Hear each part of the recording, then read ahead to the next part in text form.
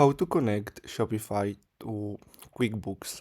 So simply go to Add Apps, and then you're gonna have to simply go to Shopify App Store. And now here you're gonna have to simply search for QuickBooks, and then simply choose this one here. As you can see, this one here has a free plan available. Click on install, and now we're gonna have to set the account up, which is pretty easy to do. Now here again, click on install, and now we're gonna have to simply wait until this loads up. As you can see, preparing Shopify integrations. So you're gonna have to simply wait, and then basically the AI will do all the work for us. So now, as you can see, we have here, so as you can see, we're gonna have to click on connect to QuickBooks. So if you already have an account, click on connect, and if you don't have an account, simply start a free trial, and basically that's all you have to do. So guys, I hope you found this video helpful. Thanks for watching.